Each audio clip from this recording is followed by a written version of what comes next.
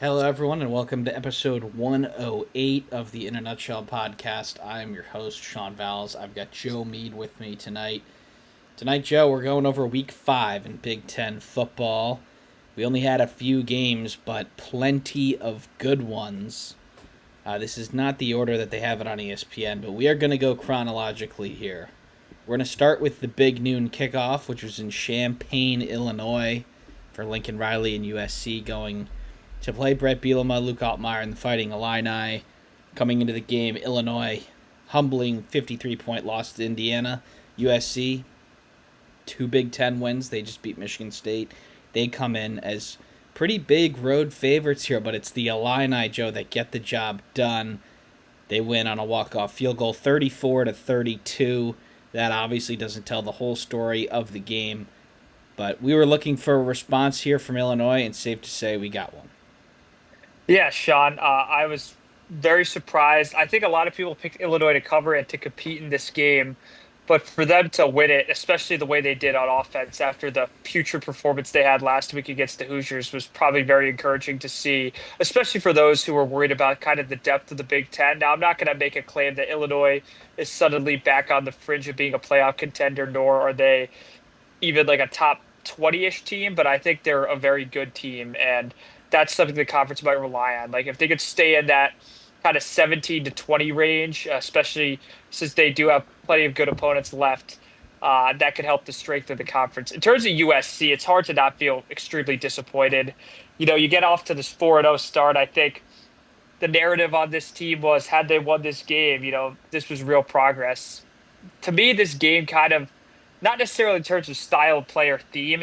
In terms of vibes, you could pick any one of their losses last year, whether it was the Michigan game, the Maryland game, and Minnesota. They just dig themselves in holes. They're a good team.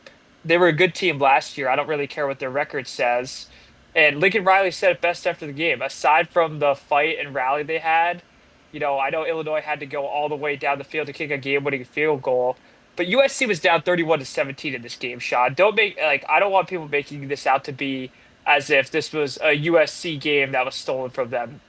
Almost stole this from Illinois, and Illinois kind of tripped the robber on his way out of the bank and got the money back. That's how I would use the analogy as, Sean. So USC rush defense wasn't great. I think the pass defense still needs a lot of work, and I think Michigan State kind of exposed that, and Luke Altmaier further exposed that to the rest of USC's opponents. They do have this bye week coming up, but Sean, hard to stomach if you're a USC fan. Yeah, it was given had the walk off field goal missed. I would have thought Illinois kind of gave this one away. 2 fumbles in the red zone. I think the Illini really outplayed them, which is what we were looking for. But at the end of the day, it was really close at the end. I think there's definitely some positives to take out of this one from USC, but at the end of the day, they came up short, and they probably should have, not decisively lost this one, but they should have lost this one before the end if Illinois were able to punch in, 2 fumbles in the red zone. Not good, but it's Illinois. They needed it. Not really for their program. It's in a good spot, but after all the hype coming into the year that they were good last year, people thought they'd be better this year. You get the big humbling, and then you get back on track here. So Illinois needed this one more than USC, and both teams now with one loss. Illinois picks up their first Big Ten win. USC still 2-1. Both teams now in a pretty good spot going forward. All right, Joe, let's go back to the top of the list here on ESPN, and that is going to be the number 1 team in the country. Ohio State went on the road to Washington, a team that has not lost in 4 years, and the number 1 team in the land proved that is going to be the case for a little while longer. Ohio State 24, Washington 6. A lot of hype coming into this one about how good the Washington offense is. A lot of people not exactly sure if the Ohio State defense was as elite as maybe initially advertised, but Joe, this was a statement to hold Washington to just 6 points in Ohio State. Many picked them to not cover, potentially even lose this game, but this was a decisive victory over a good team on the road. Yeah, and I was definitely one of those skeptics. Not about Ohio State's team. I still assured everyone, even though I was picking Washington, Ohio State's definitely a top three team. But after this performance and what I saw around college football as a whole, Sean, which we'll discuss probably at our playoff rankings, Ohio State's probably the most complete team. Yeah. Now, what's scary about them is Bo Jackson, James Peoples, CJ Donaldson. I don't think they've had a clear number one. I think you're kind of seeing the tide shift to a Bo Jackson, but they have three capable running backs. I think they're all good. I think they don't have the elite one yet. I think Bo Jackson can definitely be that one. The offense is what's a work in progress. And with Ryan Day and Brian Hartline, I'm very positive that by November, aka the time they play probably their next big test, which will be Penn State, that they'll have this offense probably humming again. The defense with Matt Patricia, I could probably say I don't want to say it's better than last year's in terms of the talent, but I think the execution and the experience is there. Washington was going to have success in this game if they ran the ball through Jonah Coleman or Damon Williams. None of that happened. Aside from the 34-yarder Coleman broke off, after that, he averaged 3 yards a carry. So Ohio State really held him in check. Denzel Boston, only 2 receptions, really didn't allow Damon Williams to get in any sort of rhythm. It seemed like anytime Washington had something going together, Ohio State would immediately like kind of stop the bleeding, if you even want to call it that. I understand this game was close, like for a decent amount of it, but to me, Ohio State felt in complete control. I never felt Washington was going to threaten on offense. And eventually, the Ohio State offense, if you give it enough chances, whether the quarterback's a Sayin, a Howard, McCord, certainly a Fields or Stroud, they're eventually going to capitalize. And Ohio State pulls away at the end. And Sean, I think Ohio State, I don't want to spoil anything in our Big Ten power rankings that we'll do either this week or next. It's going to be hard to dethrone them as number one unless they lose in a really weird way. Yeah, they might be a step above the second place team, not only in the Big Ten, but in the country. I think they're, like you said, Joe, their offense is still, like, there's still more there, and they haven't had, like, a game where they've needed to go on a drive late. Like, they beat Texas. Their defense looked great against them. They're getting away with not subpar offensive performances, but average, and they're still winning these games against big teams by a lot. So I think the ceiling for them is very, very high. You hold a team like Washington to just 230 total yards. This defense is for real. It's certainly on a path to being better than last year. Washington's a team that has scored and will score a lot of points, but they're going to have to, unfortunately take this one. This is a tough one. You had a huge opportunity here to make a statement, and unfortunately it was the other team that ended up making that statement. But Ohio State 24, Washington 6 might change how we feel about Washington in the power rankings whenever they do come out. All right, Joe, now this is out of order still. I believe we had a 3:30 game also with Ohio State, and this was Indiana and Iowa. What an ugly, close game this ended up being. It's the Hoosiers 20, Iowa 15. The game script goes sort of exactly how we think Iowa wanted it to go, and it still wasn't enough to beat Kurt Cignetti and the Hoosiers. But thoughts on this one? Yeah, in a way, this is a very Phil Parker game. I was texting IU fan named Andrew, brother of a very good friend of mine, and I said, do not let this game become the Phil Parker game. And unfortunately for Indiana, it did. Now, how they escaped and Mendoza, who's a great quarterback, played pretty below average, I'd say, by his standards for a guy who could be going on day 1 or 2 of the draft. Roman Hemby, I thought, was very big, extending drives. Elijah Surratt, though, I think is probably the standout here. Without him, I don't know if Indiana quite wins this game, to be honest with you, Sean. I know Mark Gronowski and Iowa's offense wasn't necessarily threatening in any major way, but what I'd say is the longer those games go, and you didn't have an Elijah Surratt, that's when Phil Parker is going to turn you over. And even though Mendoza, I think, is a very intelligent QB, he still has the one interception, below 70 QBR. I do think it's ironic that the game ended on a safety. That's kind of the most Iowa way to end the game. A But totally unnecessary safety, too. yeah, that I didn't understand that at all. Yeah. But I mean, Vegas odds and whatnot aside, I'm still impressed by Indiana. I know a lot of people are like, oh, this wasn't like that impressive. To me, it really is. Uh, if you're a fan of this conference, you know how hard it is to go on the road to Kinnick. Now, if this was a night game, you could make the argument maybe Indiana would have lost. That's an irrelevant argument to me because it wasn't. And Sean, Indiana to me just picked up two of their biggest wins of the year.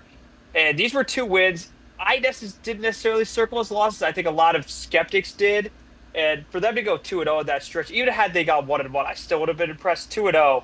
I think I'm not going to say sky's the limit for Indiana, but I think you could elevate the ceiling to what it was, last year. I think they have two more really losable games, the at Oregon, which is in 2 weeks, and then the at Penn State. But, even if you lose those two, maybe the playoffs still on the table. Who knows? We'll get into that later. But right now, Indiana played an ugly, ugly game and still won. Yep. In some ways, this one was more impressive than dropping 63 on Illinois. That game they were humming, and it was pretty clear early in that one that Indiana was going to win by a lot of points. This one never got out of hand. I think Iowa definitely played, let's not be down by double digits at halftime game plan here. They ultimately put together a drive at the end of the second quarter to take the lead, and then Indiana sneaks a field goal at the end of the second quarter there to get in tied. And then Iowa's defense just continued to not get beat. I don't know if Indiana had a single 3 and out, but they had a lot of punts. They weren't great on third down.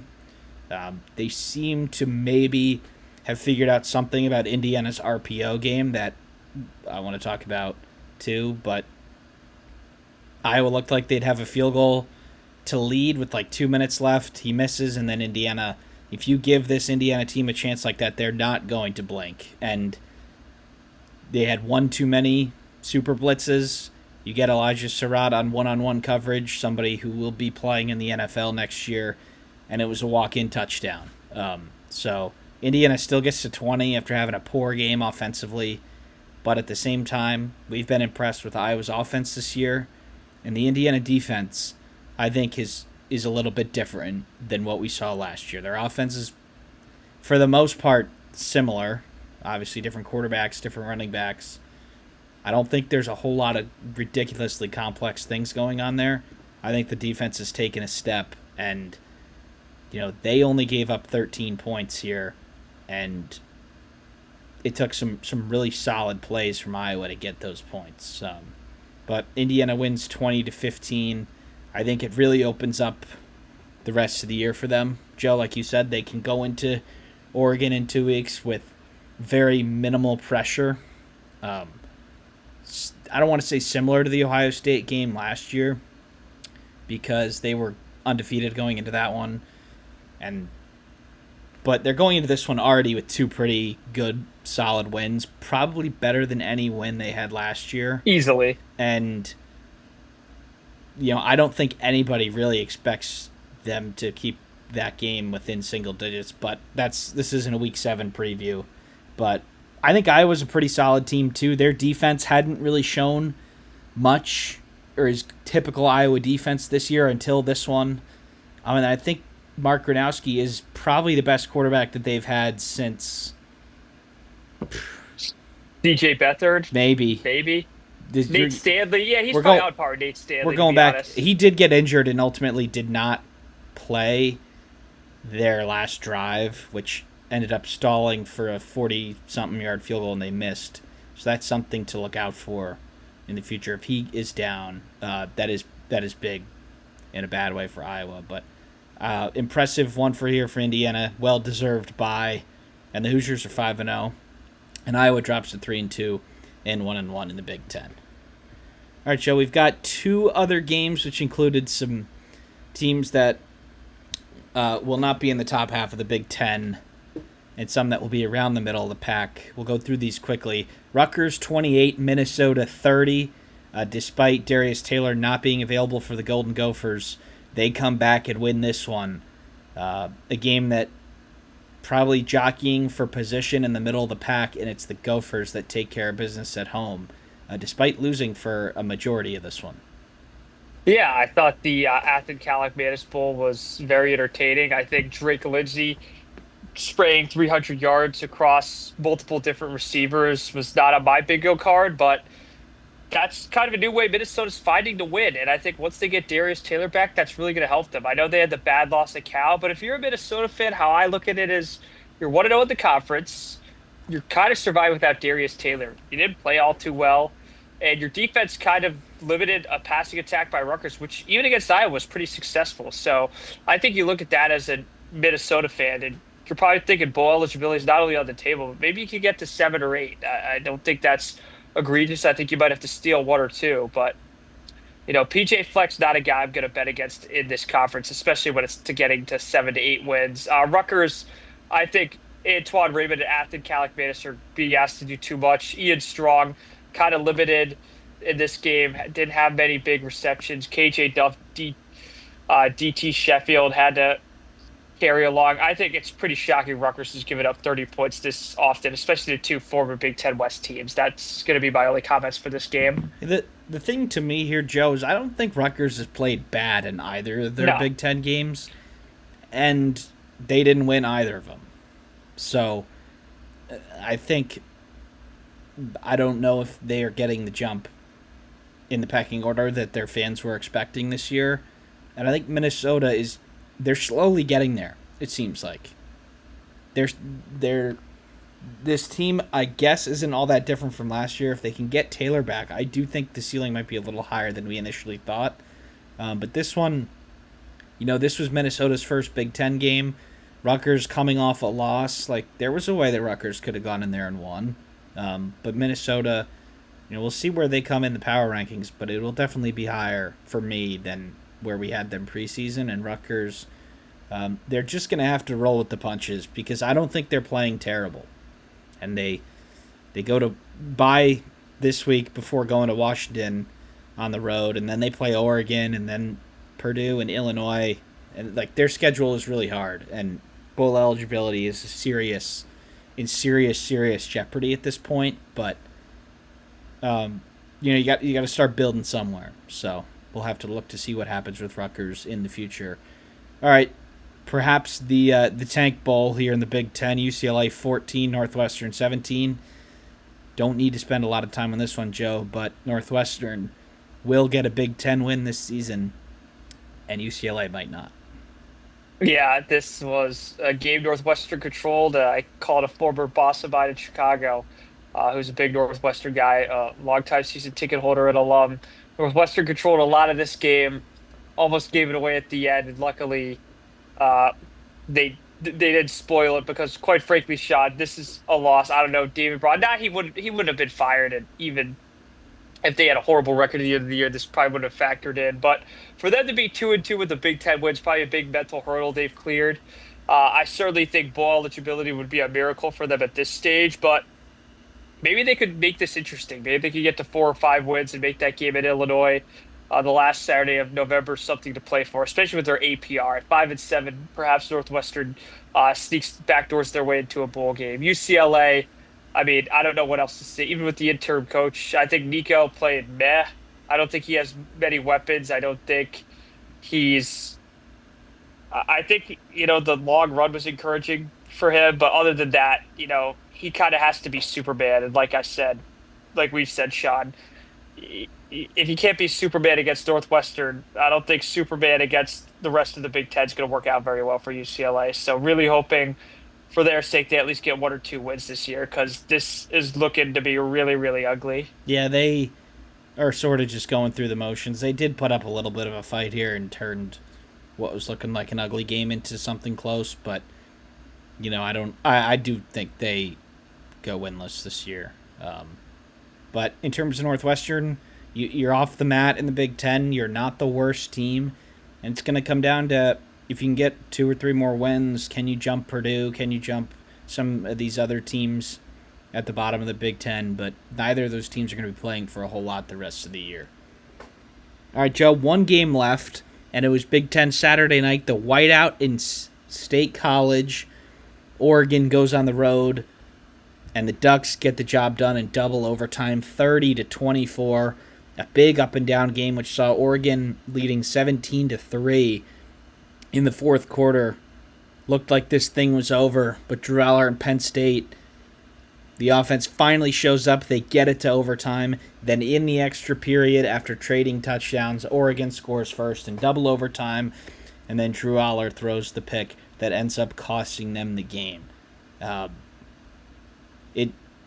It's more of the same for Penn State.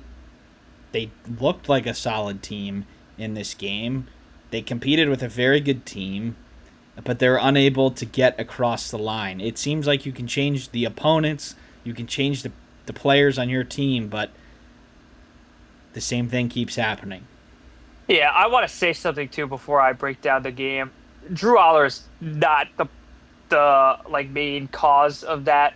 Oh, he had a really great comeback there. Yeah, he's been their starter for 3 years. You could blame, I guess, all six of those or whatever losses on him if you really want. But this problem is beyond Drew Aller. It's clearly a James Franklin problem. And if you want to argue with me, he admitted it himself. He said, no, it's just a reality. I believe that was close to his quote in the post-game presser. Breaking down the game itself, Sean, Oregon did nearly everything they had to, except one thing, which I'll say in a second.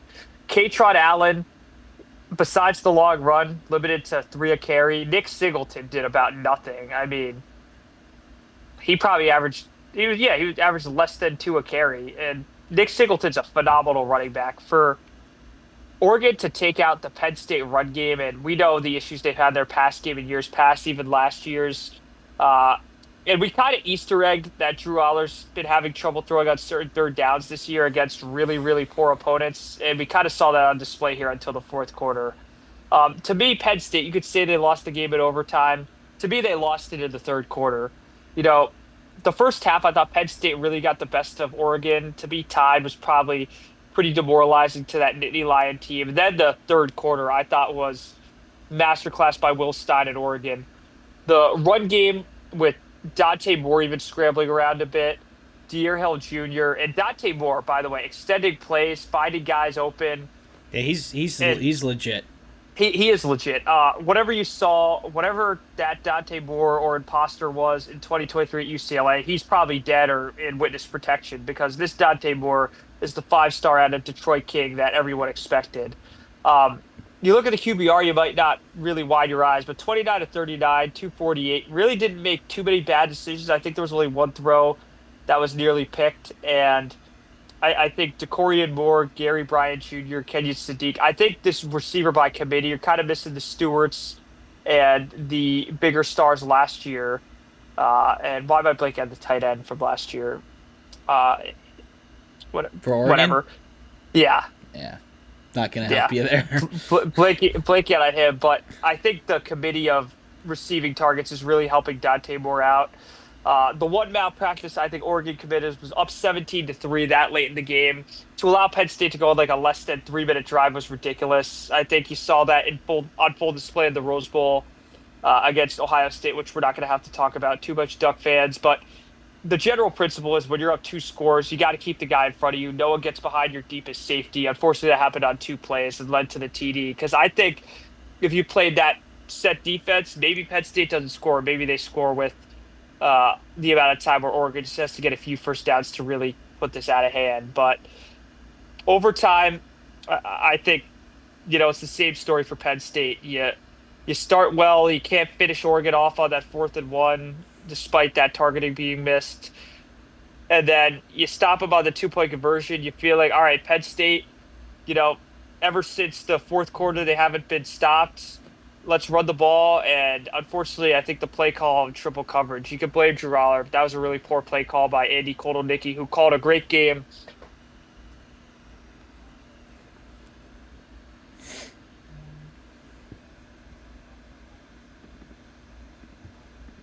At Iowa, at Ohio State. This one really, really might hurt. Just for me, for Penn State to get over the hump in one of these games, I think they've got to blow the team out. Like, get up 3 touchdowns and put it out of because they're going to be in close games, in overtime games, you just have to pick the other team. And I think Oregon is really good. Dante Moore, favorite for the Heisman as of right now, depending on where you look. Penn State, I think the play calling was poor for the first three quarters for the Nittany Lions. And then when they sort of had to rush and play with tempo and move it down the field, clearly that worked twice in a row.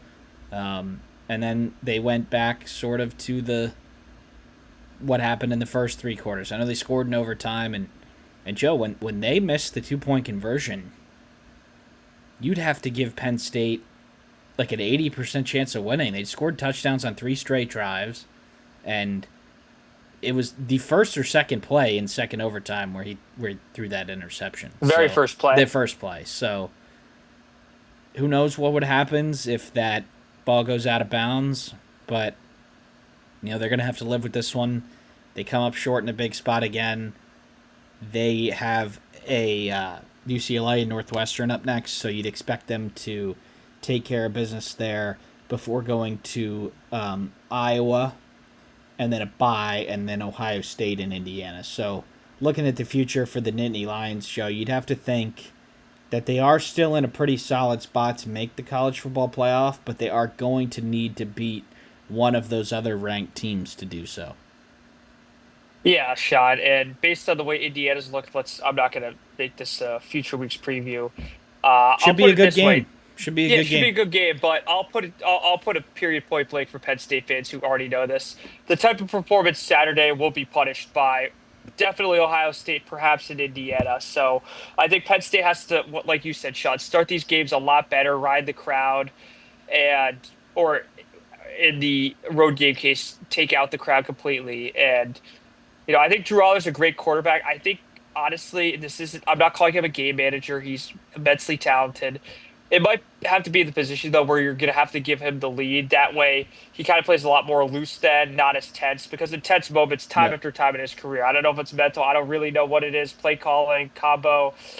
He's tensed up. You've seen this year, last year, and in 2023. So that's a problem that they just have to live with. And I think they have the talent where they could maybe get away with shielding that if they start the games the right way. And when Illinois was the whiteout last year, if I'm not mistaken, and they blew them out. Washington, yeah. Or Washington, yes. So for me, that's what they'll have to do. Kinnick will be a good test for them. Believe they haven't gone on the road yet. And then, of course, at Ohio State, they need to get to that game not having to win it. And then assuming they lose to Ohio State, they're going to be playing an Indiana team where they're going to have to win. So a lot of questions to be answered for Penn State upcoming. And for Oregon, Joe, they get a bye before the Indiana game. But after that, they have at Rutgers, home to Wisconsin, at Iowa, home to Minnesota, home to USC, and then at Washington. Joe, Indianapolis looks like a real possibility for the Ducks. I'll put it to you this way. I think Ohio State and Oregon, very, very likely for the college football playoff. Oregon for Indy, more likely than Ohio State. Nothing to do with Ohio State not being really, really good. Like we both said, they're a step above Oregon.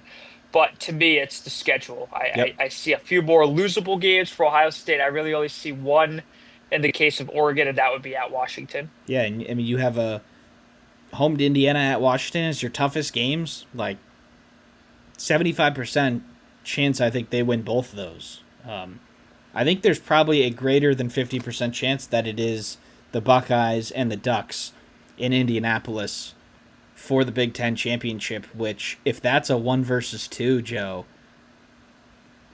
like, what a game that's going to be, considering how little that will actually matter in the grand scheme of things. What a huge game that will be. We're starting to see the tiers form here in the Big Ten and who's going to have a chance to go to Indianapolis. All right, Joe, just 5 games from Week 5. Obviously, a bunch of big ones. We will be back in a couple of days to preview Week 6. We're also coming out with our college football playoff projections. Thank you, everybody, for tuning in, and we'll see you next time.